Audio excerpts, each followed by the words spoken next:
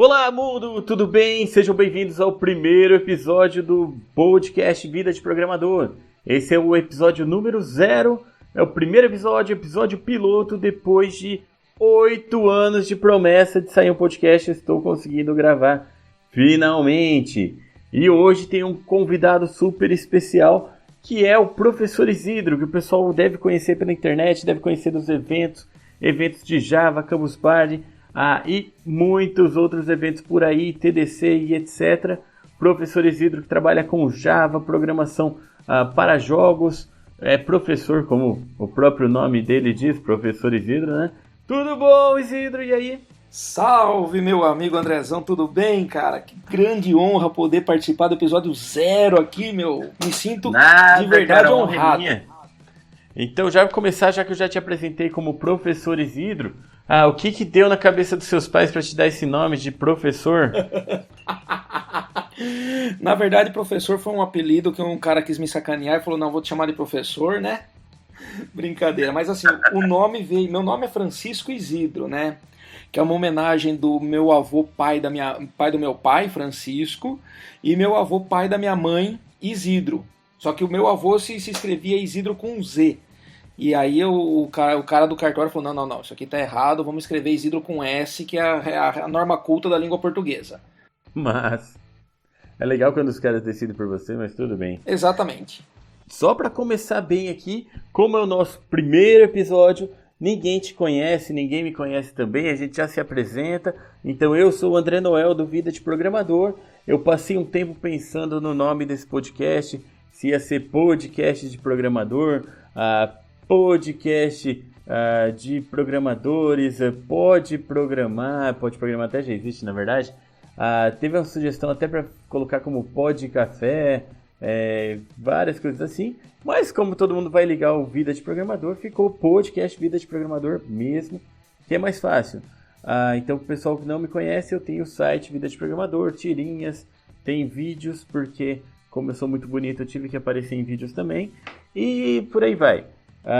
E Professor Isidro, pode se apresentar para quem não te conhece, pode falar tudo que você quiser da sua vida, que o espaço é seu. Bom, na verdade, assim, eu sou professor, né, AVA, né, sou lá da UFABC, as disciplinas que eu ministro geralmente são compiladores, sistemas operacionais, sistemas distribuídos, desenvolvimento de jogos, que é bem legal. Aí, assim, eu tento, né, por ser um professor de universidade federal, eu acabo meio que, vamos dizer assim, fazendo outras coisas que não são necessariamente só pesquisa e ensino, né? Pesquisa e extensão.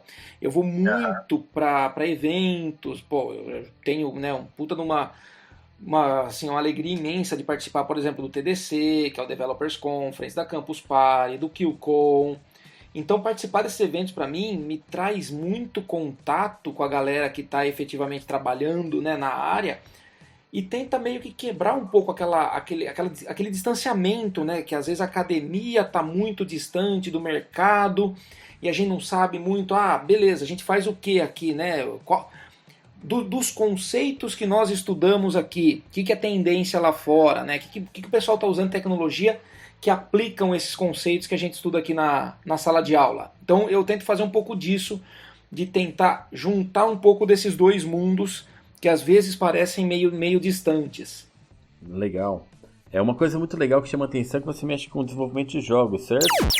Jogos é uma paixão que eu tenho, assim, porque é legal, né? E assim, desenvolver jogos é uma tarefa dificílima. Então, assim, você tem que aprender muita coisa, você tem que saber muita coisa, se abstrai muita coisa.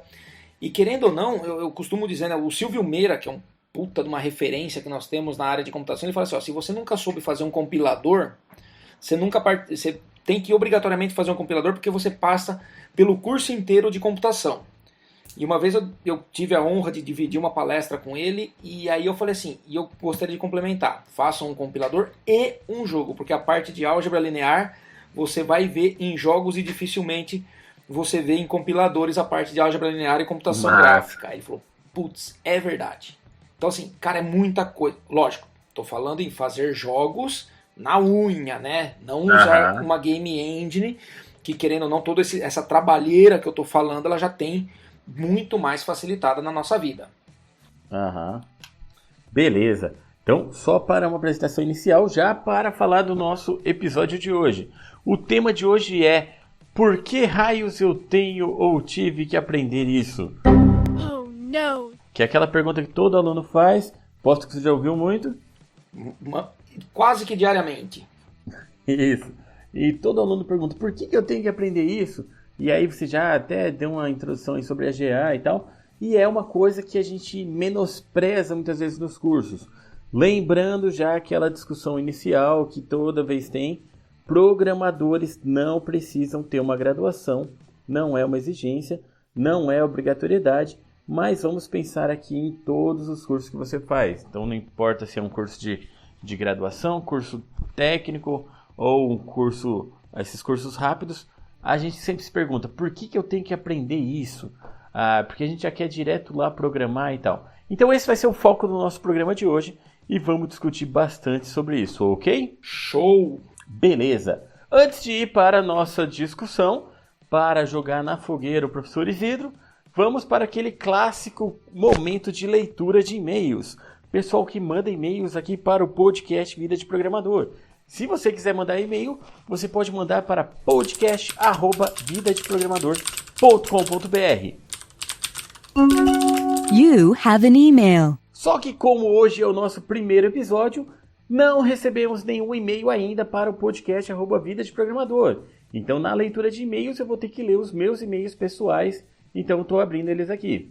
Bom, recebi um e-mail aqui avisando do cancelamento da reunião de amanhã, que a universidade está suspendendo as atividades, então infelizmente não vamos ter aquela reunião acalorada de departamento. Que mais que eu tenho aqui?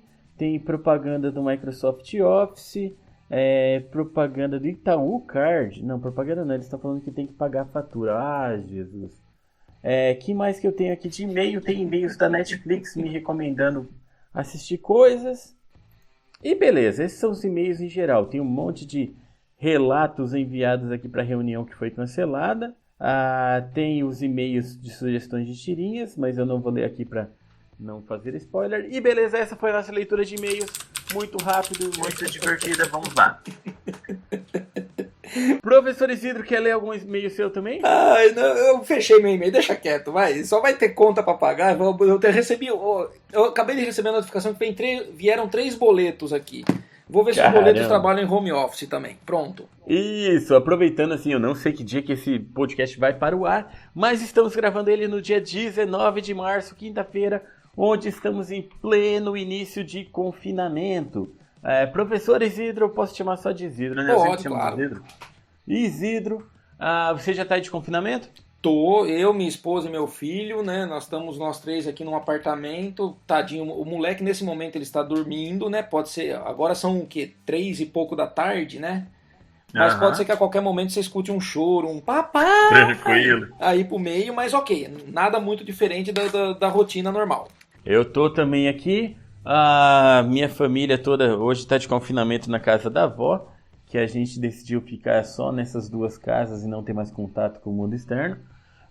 Oficialmente eu estou em confinamento a partir de amanhã, mas tudo que eu posso fazer de casa eu já estou fazendo de casa para facilitar tudo, para proteger, porque é um momento tenso mesmo. Mas é isso aí. Como não queremos manter o tema de confinamento, vamos ao nosso tema do dia. Bora!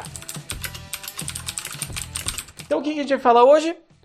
Sobre por que a gente aprende essas coisas. Então vamos lá. Eu sou da área de computação, estudei ciência da computação, fiz mestrado em ciência da computação. Isidro, sua formação? Eu também fiz ciência da computação, né? Fiz ciência da computação na UFSCar e mestrado lá também, Federal de São Carlos. E eu também fiz o doutorado aqui na USP, né? Que eu moro aqui relativamente perto da USP. E eu estou há 10 anos já como docente da UFABC. Só que a minha carreira como docente iniciou em 2000. 20 anos atrás. Nossa, nem fale. Socorro. Beleza. Então vamos lá. A gente vai acabar ficando então muito na área da computação. É a nossa área. A gente conhece aquelas disciplinas mais cabulosas e tal. E vamos falar um pouquinho disso. Só para fazer um parênteses aqui. Por que eu escolhi esse tema? Primeiro porque eu e o Isidro, a gente apesar de mexer bastante com programação, a gente está bem na área acadêmica, então é uma área que acaba sendo muito do nosso dia a dia. O pessoal no Vida de Programador às vezes acha que eu só programo, muitos não sabem que eu dou aula. Eu estou até mais dando aula do que programação. Então a gente tem muito contato com isso, a gente tem muito contato com essas dúvidas de aluno. Verdade. E também, há pouco tempo, eu até compartilhei uma palestra do Isidro que era exatamente sobre isso. Foi na QCon, né? Foi. Na verdade, o Éder e o Bruno Souza, né, que são dois grandes amigos, eles falaram assim, Isidro, a gente quer botar você numa fogueira. Eu falei, caramba, né? Fechou, vamos lá, né? Aí o Éder falou assim, ó, você sabe que o QCon é um evento da galera do mercado, para a galera do mercado, só que eu quero botar um acadêmico lá. E eu escolhi você, pra você, e assim, ó, e eu vou te dar a ideia da palestra. Foi mais ou menos assim, ó. Levei a computadora. Já entregaram pronto. Não, a ideia foi assim, ó, a ideia é essa. Falei, posso usar essa ideia de título? Ele falou, por favor. Falei, então beleza. Tipo assim, levei a faculdade de computação nas coxas. E agora, né? Fudeu. Aí eu só não coloquei o palavrão lá, né? Porque senão talvez o pessoal barrasse a palestra. Barra direto no YouTube também, né? Exato. Então, mas foi um pouco dessa ideia, né? Porque às vezes a gente tem aquela ânsia de querer terminar logo a faculdade. Meu, quero terminar logo, quero entrar logo no mercado. E aí a gente acaba atropelando algumas coisas, né? E tem aquelas matérias que a gente acaba fazendo, falando, vou fazer de qualquer jeito, porque isso eu nunca vou usar, né? É tipo assim, faça pro gasto, né? Isso, vou fazer fazer pra pro prova. gasto. Exato. E acho que aí a grande armadilha que a gente cai como aluno, né? Que depois a gente só vai ver o tamanho do estrago lá na frente. Por quê? Exato. E é um pouco do que eu falo também na palestra, né? Tentar, não é assim, você tem que ser um acadêmico. Não, qual que é o grande ponto, né? Acho que o grande mote é o seguinte: nós, como desenvolvedores, profissionais da área, primeira coisa, o que a gente vai ter que fazer? A gente vai ter que resolver problemas. E muitas vezes, para resolver problemas, apenas os algoritmos, eles são insuficientes. A gente vai precisar de outros conhecimentos muito mais densos para a gente poder resolver problemas. E aí a gente tem toda a questão algébrica, às vezes toda a questão de lógica de inferências, toda a questão de formalismos, que às vezes a gente fala, puta, mano, que saco, velho. Vou dar um exemplo claro, né? Hoje, assim, não só em São Paulo, mas no Brasil, você não vive sem o Waze. Sim. O Waze é um exemplo prático, é um exemplo real de um algoritmo colocado na prática que a gente estuda em teoria dos grafos. Waze, Google Maps e afins, né? Waze, Google Maps ou outras ferramentas de logística, né? Que é o algoritmo de Dijkstra, né? Ou alguns dizem Dijkstra e tal. Dijkstra. Que é o quê? O algoritmo do menor caminho. Que a gente tem toda uma forma de interpretar o que é peso de aresta, o que são vértices, na determinação do nosso roteiro entre partida e chegada. E tudo isso, para nós, pode parecer algo hoje, né, muito natural, mas teve uma galera que teve que implementar esse algoritmo, teve que ralar bastante. Exato, não só implementar o algoritmo, mapear ruas, o que é uma aresta, o que é um vértice. Não, e só se você parar para pensar o tanto de atualização de ruas que tem nas cidades, Exato. A quantidade de cidades, tá mudando o sentido da rua, tá criando uma rua nova, tá mudando o fluxo de carros, muitas coisas. Imagina o tamanho do grafo que a gente tem que ter para poder suportar isso, né? Então, como que isso vai ser resolvido? Puxa, eu vou falar em subgrafo, eu vou falar em árvore geradora mínima, eu vou falar em otimização de grafos. Como que eu vou trazer esses conceitos abstratos para uma realidade que me permita falar, beleza, agora eu vou fazer um aplicativo que me guie e em tempo real ele possa determinar outras rotas, porque não é só uma questão de distância, eu posso inferir que a distância está relacionada ao tempo e à velocidade média, porque o Waze está integrado com o seu GPS, então ele consegue medir o tempo que você leva de um vértice a outro, e o peso dessa aresta muda em função do tempo e não mais da distância, porque ele consegue ter seu tempo e sua velocidade. Obviamente ele já sabe que a distância, né, entre aspas, virtual aumentou porque você passou mais tempo, você ficou com menos velocidade. Aham. E nisso por trás, cara, você tem um negócio de Big Data absurdo aí para poder fazer esses cálculos em tempo real e poder te Exato. sugerir. Então, assim, às vezes as pessoas acham que só porque é um aplicativo que tá no celular que cabe na palma da minha mão é simples de fazer. É o cacete, velho. É foda pra caramba. Inclusive tem um exemplo engraçado uma notícia recente de um maluco que gerou um congestionamento com 99 celulares. Chegou a ver essa? Não! Não viu essa? Não vi! Foi muito legal. Eu esqueci em qual país que foi, mas o cara pegou uma maleta de rodinha, colocou 99 celulares ligados no Google Maps e saiu andando pela rua, andando passo de pessoa.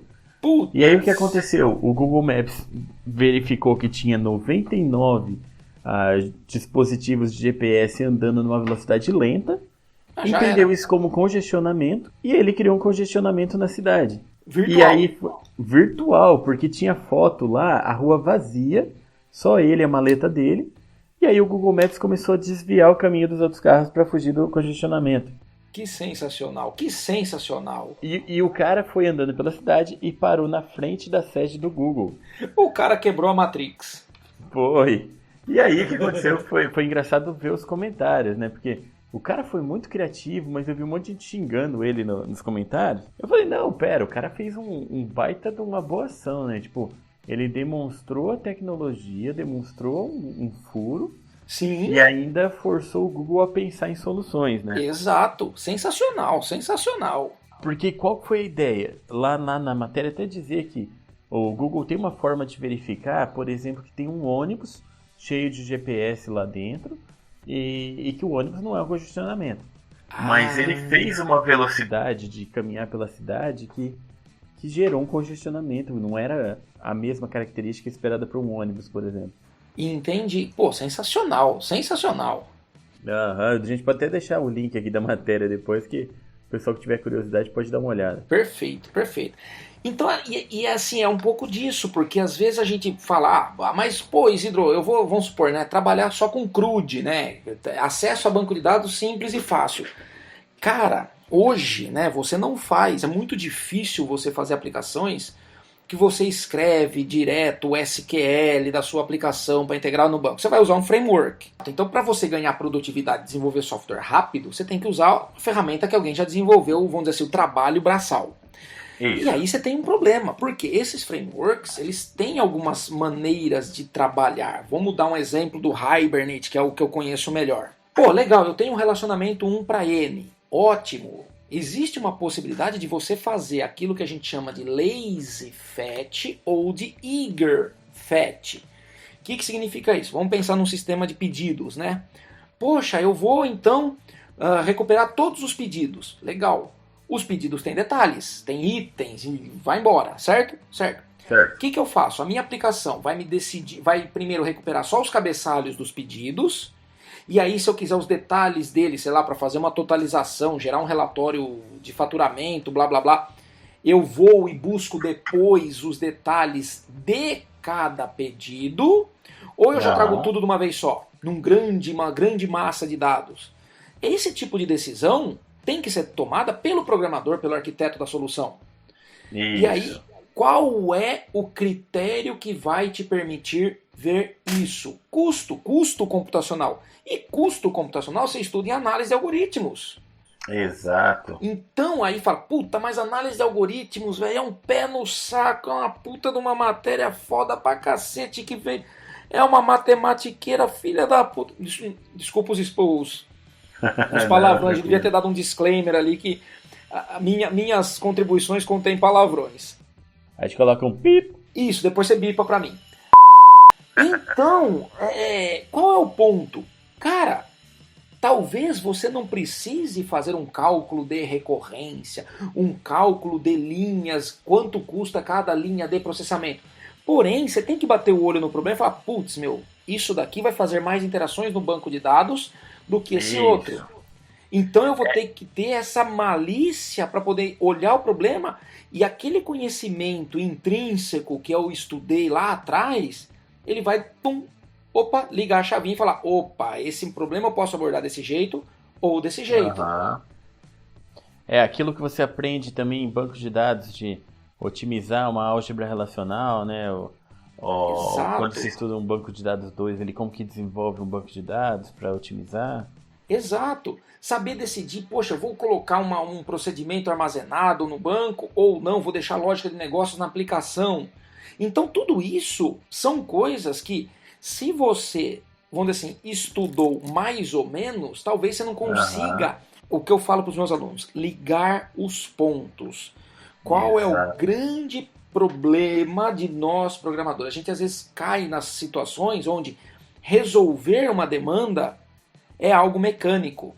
E não é isso, envolve muito mais coisa, envolve às vezes uma análise mais minuciosa, envolve você gastar mais tempo desenvolvendo uma arquitetura, desenvolvendo um modelo mais robusto. Por quê? Porque o grande problema é, se a gente for só pelo go horse, vamos dizer assim, a gente acaba sempre fazendo as mesmas coisas e não encara problemas de uma ótica diferente, né? Sim. Aí você pega um gargalo de rede que não estava esperando, porque na minha máquina funciona, né? Isso, aquele negócio. Eu tô desenvolvendo aqui, rodei meus testezinhos, tá tudo bem. Pum, botei esse cara num site, travou no terceiro acesso. E aí, como é que funciona? O que tá acontecendo? Vou ter que saber ler um... E aí tem um monte de outras coisas que às vezes o conhecimento que você adquire na universidade, muitas vezes ele não é suficiente para tudo que você vai precisar de ferramentas num projeto real. Isso é outro problema. É, que eu até ia te perguntar isso. O que a gente aprende na computação é suficiente? E você já adiantou, mas por que não é suficiente? Então, pelo seguinte, aí eu vou falar como um professor universitário sem medo nenhum de expor as nossas limitações. Toda universidade, por maior centro de excelência que ela seja, ela sempre vai formar um profissional generalista. É um cara que sabe um pouquinho de um monte de coisas. E, obviamente, quando você vai para o mercado, você tende a se especializar numa determinada área. Então, eu vou desenvolver web, ponto. Imagina se a gente tivesse uma faculdade só de desenvolvimento web. Quantos frameworks, quantas ferramentas, quantas linguagens, quantos tipos de bancos de dados a gente teria que estudar para poder só falar de desenvolvimento web? Cara, seria um infinito. E o quanto que esse currículo não mudaria cada ano, né? Exatamente. Então, imagina os nossos amigos que desenvolvem JavaScript iam ficar loucos, né? Então, assim, beleza. Então, eu tenho que formar um profissional que saiba encarar problemas e resolvê-los. Puxa, mas usando quais ferramentas? Então, quais ferramentas? Aí vai uma questão de o que está sendo usado, o que você tem mais habilidade, o que você tem mais intimidade, o que o projeto às vezes exige, e aí você vai aprendendo sob demanda. Esse é o ponto. Então, uma universidade tem por obrigação formar um profissional que saiba resolver problemas. Vai usar 1, 2, 3 linguagens de programação para isso? Sim, vai. Porém, aí é que está o grande barato. Eu queria pegar um gancho que você falou, super importante no início, se você me permitir, André. Manda bala. Você falou, cara, para trabalhar com computação você não necessariamente precisa estar formado e tal. E eu concordo. O mercado de computação hoje ele está muito aquecido. E ele está pedindo profissionais que saibam desenvolver. As empresas não estão preocupadas, onde você fez faculdade, se é que você fez faculdade, você fez só curso técnico. Tá. Verdade. Então você tem uma necessidade, uma demanda imediata para isso. Entretanto, existem assuntos que você só consegue estudar, só tem a oportunidade de estudar dentro de uma universidade. Exemplo, teoria dos grafos, análise de algoritmos, matemática discreta, estruturas de dados. Porque outro dia eu brinquei com um amigo meu, eu falei, se a gente fizer um meetup aqui de análise assintótica, se bobear, nem a gente vai. Não é? Verdade. Então, esse é o grande ponto. Por quê? Poxa, eu estou fazendo CRUD, eu não estou fazendo CRUD, eu vou fazer um sistema mais complexo, um sistema distribuído, um sistema em rede, um sistema em cloud computing, cluster computing. Ok, eu tenho um monte de ferramentas para trabalhar. E a minha visão de onde eu quero chegar é que vai definir o meu nível de especialização. E existe uma outra palestra que uma vez eu dei numa FATEC, só abrindo um pequeno parênteses, né? Que eu falava assim, poxa, se as empresas que contratam um estagiário querem um estagiário ou um semideus, né? Por quê? Aí eu tento né, traçar uma linha do tempo em relação ao seguinte, beleza, se você quer construir um sistema web do zero, você sozinho, como é que você faz? Bom, você vai precisar de banco de dados, você vai precisar de uma linguagem de programação, então o banco de dados já tem criação, administração e linguagem de dados. Você vai precisar de uma linguagem que permita escrever as regras de negócio. Vamos pensar em Java, beleza. Você vai precisar de um framework que te permita expor esses dados na web. Você vai precisar de um Java EE. Beleza. Você vai precisar fazer um front. Então você vai precisar de HTML, CSS, JavaScript. Pô, você vai precisar colocar esse cara no ar. Então você vai precisar de administração de serviços Linux. Uhum. Falei, nessa brincadeira, olha a lista de competências que você tem que ter para fazer, cara, uma vitrinezinha virtual. Exato. Que é, para os olhos do usuário, um sistema mega simples. Uhum. E pra gente envolveu uma cacetada de diferentes conhecimentos. Aí o cara do RH monta aquela lista de coisas lá e fala assim, beleza, eu não sei tudo isso, mas eu sei que, vamos supor, o cara às vezes fala, né? Você precisa saber MySQL, Postgres, Oracle, SQL Server, MongoDB, MariaDB. Tá, eu sei então que alguns são relacionais, outros são não relacionais.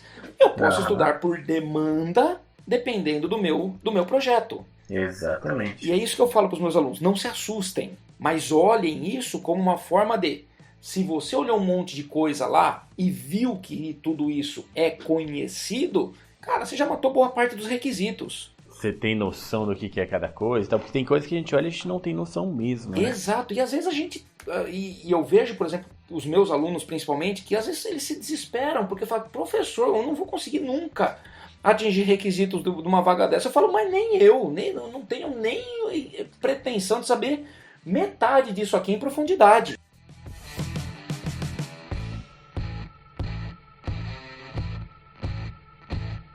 Uma vez eu entrei com um analista na faculdade, com um teste seletivo, que eles pediam Java e PHP. Tipo, o teste ia ser de conhecimento nos dois. Uhum. A hora que entrou para trabalhar, não era para mexer nem com Java nem com PHP. Era com .NET.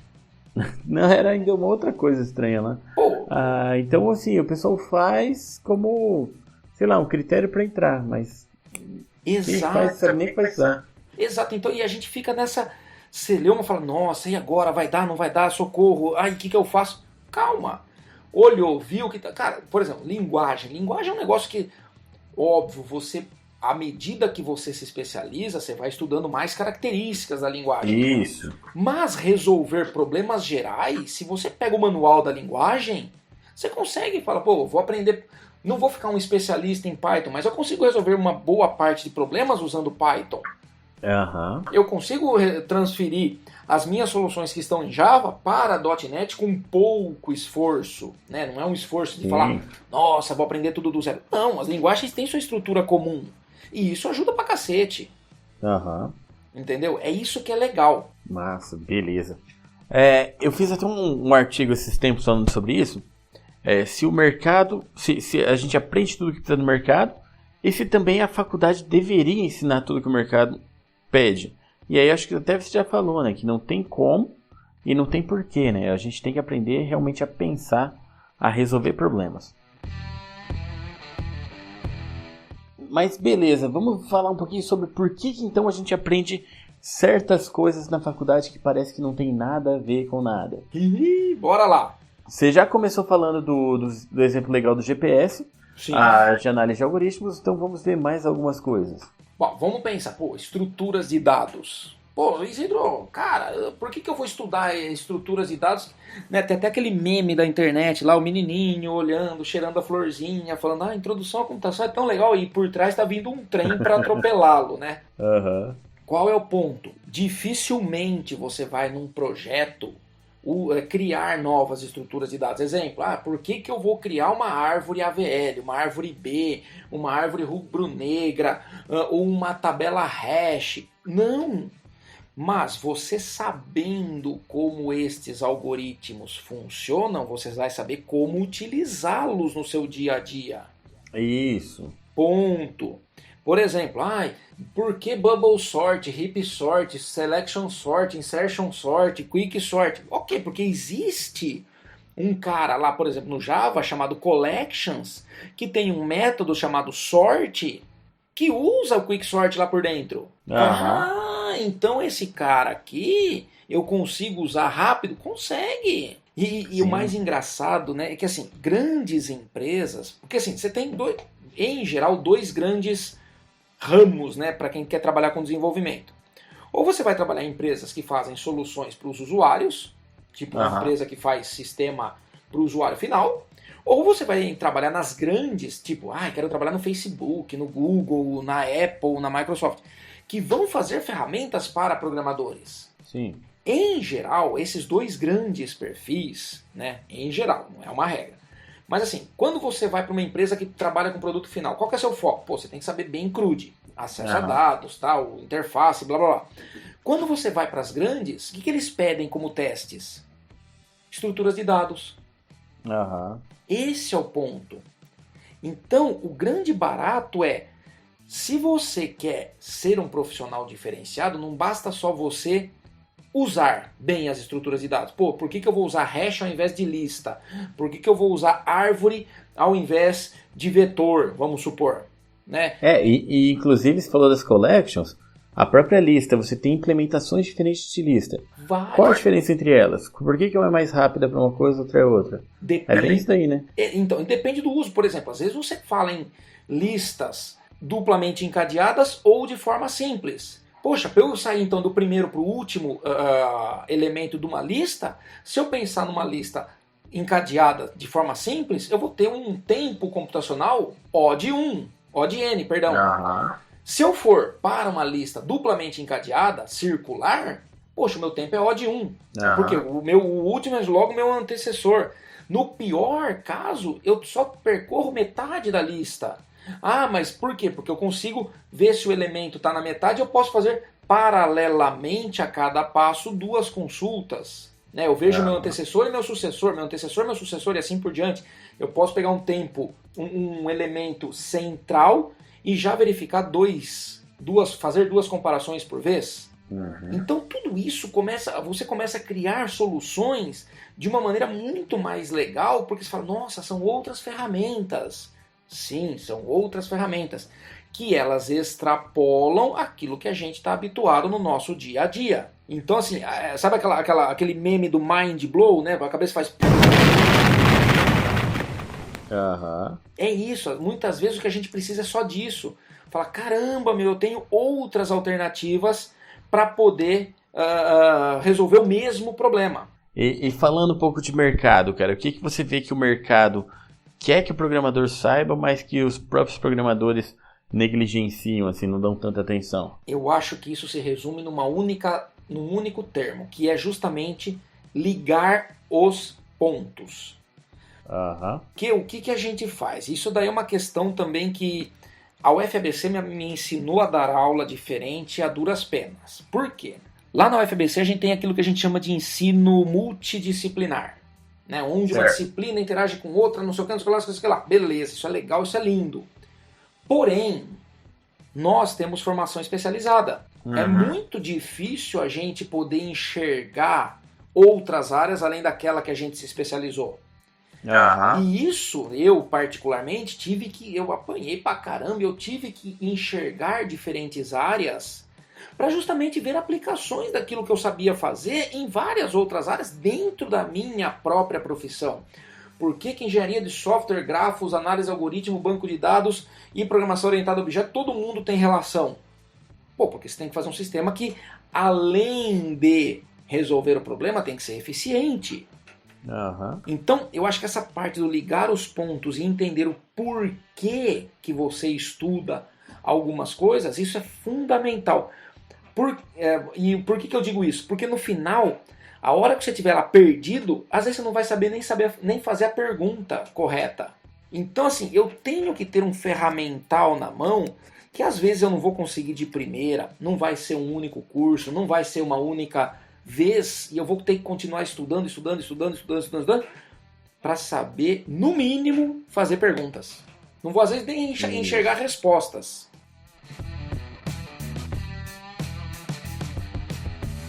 A gente vê assim o mercado aquecido e pegando um pouco a ideia de jogos, que você gosta dessa área de jogos, como que você vê o mercado aqui no Brasil para jogos? Tem mercado aqui? O pessoal está trabalhando para empresas de fora? Como que tá? Tem. O mercado de jogos no Brasil, graças a Deus, assim, a galera tem trabalhado muito, o nível de profissionalização da turma de jogos assim, aumentou absurdamente, isso é legal. Mas assim, o que a gente percebe? Na verdade não é uma questão muito do desenvolvedor, é mais uma questão do público-alvo. Depende muito do perfil, de qual é seu público consumidor do jogo. Exemplo, cara, se você for fazer jogos para PC ou para console, saiba que o seu jogador vai querer um AAA. AAA são aqueles jogos fudidões. Beleza. Ele não se contenta com outra coisa. Então é muito difícil o seu jogo cair nas graças do brasileiro. Mas ok, tem muita gente boa fazendo muita coisa legal. Entretanto, você tem um mercado muito mais maduro fora do Brasil. E aí eu vou mostrar assim, o contato que eu tive com o pessoal do Canadá. Ano passado eu conversei com várias empresas que foram inclusive ao TDC para falar sobre recrutamento de profissionais para jogos no Canadá. Empresas do tipo Warner, Capcom, Bethesda. Então assim, empresas grandes que fazem jogos super bacanas. A própria Unity estava recrutando gente. Por quê? Porque o mercado lá é mais maduro. Então é um mercado que já atua há muito mais tempo. Tem as empresas, os estúdios, né, super sofisticados. Investimento não só em pesquisa e desenvolvimento, mas você tem... você vai falar em Capcom. Cara, Capcom só criou o Street Fighter, né? Poxa vida. Então, lançar uma versão nova do Street Fighter, os caras arrebentam de ganhar dinheiro. Então é nessa... Nintendo, Nintendo tá lá também. Então você tem essas empresas que já têm uma caminhada, vamos dizer assim, muito mais sólida. No Brasil, os estúdios estão crescendo muito, sim. Porém, a gente ainda não, se comparados, né, com o mercado canadense, americano ou japonês, a gente ainda está muitos passos atrás.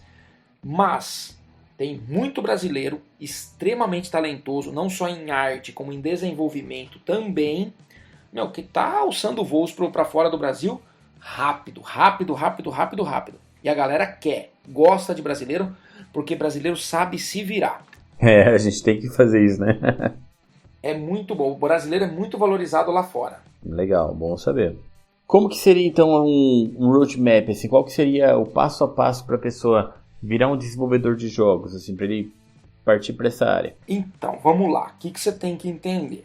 Bom, você pode até já falar do que ele não presta atenção na faculdade, que é bom para jogos também. Beleza, fechou. Então, pensa o seguinte. Bom, quero tirar meu jogo do papel. Quero tirar hoje. Qual é o grande problema? Se você gosta de programação como eu e não sabe desenhar assim como eu, isso não é mais problema. Por quê? Porque você tem sites, ferramentas para você poder fazer suas artes de forma gratuita. Artistas que expõem suas artes para uso público, desde que você mencione o autor, etc. Tudo isso você consegue. Trilha sonora, você consegue tudo gratuito. Qual é o seu único trabalho? Programar. Por onde eu começo, Isidro? Então, não siga o conselho, não siga o que o Isidro faz, que é fazer game engines na mão. Por quê? Porque isso aí é meu objeto de pesquisa. Quer usar uma game engine? Usa. Exemplo, Unity, Unreal, Construct 2, que você faz web games, você faz games para internet. Ele gera HTML5 com JavaScript, é sensacional. Faz, mas faça muitos jogos pequenos e diferentes.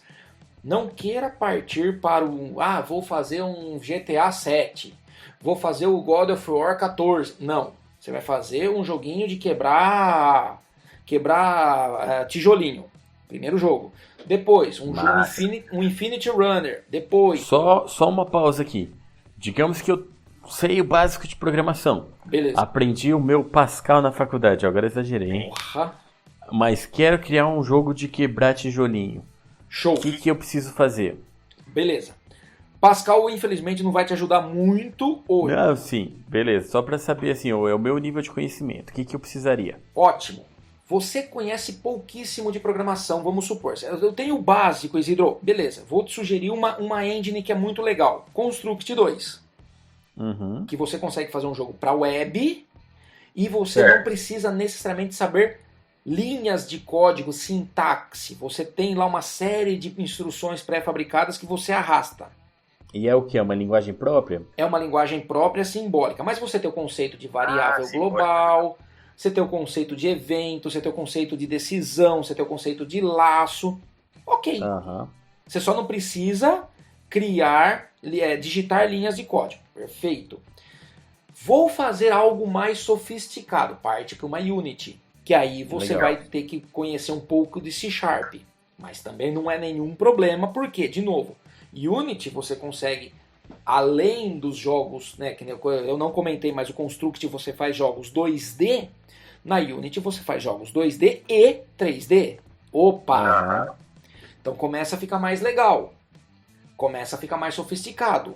Beleza, lancei 1, 2, 3, 4, 5, 10 jogos. O que eu vou fazer? Agora você vai começar a expandir seu conhecimento, não apenas usando os recursos da Game Engine, e sim criando seus pequenos módulos adicionais. Vou dar um exemplo. Poxa, e se eu tenho um jogo que eu quero que o propósito do jogo é fazer um ranking para mostrar quem é o primeiro da brincadeira? Poxa, esse ranking não vai brotar. Você vai precisar fazer um sistema back-end para isso. E um sistema back-end envolve o quê? Pô, você fazer um endpoint REST na nuvem, que se integra com banco de dados, que se integra com, às vezes, uma fila, um MQTT da vida, um RabbitMQ, whatever. E ainda você fala, legal, bacana. Mas, Isidro, eu queria fazer, por exemplo, a trajetória da minha bolinha, do meu tiro, sair de um jeito diferente. Então, agora você vai ter que saber também física aplicada. Você vai ter que saber plano cartesiano ou espaço cartesiano. Você vai ter que saber como você faz projeção, o que é um vetor de direção, o que é um vetor, o que é um quaternion, que é uma estrutura de dados que te representa um vetor no espaço tridimensional. E que tem um exemplo legal do Angry Birds, né? Aquele ângulo, velocidade. Exato! O que é velocidade vetorial, o que é velocidade angular, o que é velocidade escalar. Fiz os jogos, consegui. Agora eu estou passando para o next level. Estou começando a entender mais os bastidores, porque se eu quiser modificar qualquer coisa desses bastidores, eu preciso ter um conhecimento um pouco além do só utilizar a ferramenta. Uhum. Entendeu? Sim. E o jogo ele tem ali o ciclo de vida do jogo, né? Que o jogo ele fica ali dentro de um looping, tem o início e o fim do jogo, aquelas coisas todas. É muito diferente para quem está acostumado a programação, digamos assim, comercial, passar para jogos. Então, você tem que entender, vamos dizer assim, as estruturas de dados, você usa as estruturas de controle, os recursos da linguagem de programação, você vai usar as mesmas linguagens, mas você tem que entender que o seu jogo sempre vai trabalhar em loop infinito, que você vai ter que se preocupar em alguns momentos com otimização. Então os seus algoritmos não bastam só eles funcionarem, eles vão ter que funcionar e funcionar muito rápido, por quê? Você vai ter seu jogo sendo desenhado 60 vezes por segundo. Uhum. E além disso, você tem que ter tempo de sobra para fazer todos os cálculos que você precisa. Então não é, eu preciso calcular a distância. Puxa, eu vou aplicar Pitágoras. Tá, às vezes não vale a pena você aplicar Pitágoras porque você tem uma operação de raiz quadrada. Uhum. E a raiz quadrada custa caro. Então você vai ter que fazer o seu cálculo de distância trabalhando com os valores elevados ao quadrado. Você fala, caramba, meu. Por quê? Porque eu estou economizando ciclos. Uhum. Então E ainda se você for pensar que é um mobile com processamento reduzido, memória reduzida. E eu comprei lá o meu celular, que é mó furreba, não é um super, hiper, ultra de última geração. E eu tenho que pensar que o meu usuário vai ter um celular full reba. Porque se rodar no full reba, roda no iPhone XXY, no Samsung S50 e assim por diante. É isso aí. Esse é o grande barato. Eu comprei uma máquina da NASA para fazer jogos. Ok, só vai rodar na sua máquina. É por aí. Então, pra gente encerrar aqui e fechar esse assunto, qual que seria o seu conselho para quem está agora, digamos assim, quem está se preparando, quem está estudando, quem está nessa área acadêmica pensando em partir para o mercado ou está começando no mercado? Vamos lá, primeiro ponto, você saiba que você vai ter que estudar pra cacete, tá? Muito, muito, muito mesmo, mas esse é o grande ponto. O que estudar mediante assim, esse universo de diferentes coisas? Estude sob demanda. Tem muita gente que me pergunta, Isidro, eu devo usar Angular, devo usar React, Cara, primeiro ponto, você sabe JavaScript? Básico? Putz, sei, então faz um site 100% em JavaScript simples. Legal. Fez. Beleza, parte para Angular. Faz a mesma versão usando o Angular. Compara. Fala, legal, gostei, não gostei. Poxa, legal, usa uma terceira ferramenta. React. Poxa, vou fazer o mesmo site em React. Agora eu tenho elementos nas mãos para fazer isso, né? Para poder comparar se um é mais legal, se o outro é mais legal, se eu sou mais rápido em um, mais rápido em outro. Viu mesmo? Então, o recado é, saiba que você vai precisar estudar muita coisa, porém a melhor maneira de você estudar tudo isso é estudar sob demanda. Se coloque pequenos projetos com metas bastante simples que você consiga atingi-las e depois aumentá-las. Prometa pouco para você, entregue muito para você. Sabe, aquele jargão? Então, é esse o grande aspecto. Eu vejo gente querendo começar aprendendo tudo, então é uma ótima dica isso daí. Aprender à medida que você precisa aprender, né? Exatamente. E saber que tem coisa que você vai ter que priorizar. Puxa, eu gostaria de fazer jogos AAA. Pois é, mas eu ainda estou engatinhando em algoritmos. Beleza, faz algo mais simples. Beleza, essa é a dica para quem está começando. E a dica para quem já está no mercado há um bom tempo e não prestou atenção na faculdade, eu vou deixar aqui a recomendação da sua palestra, que é Eu levei a faculdade de computação daquele jeito e agora? Isso! Beleza! Inclusive está nos nossos perfis no Twitter.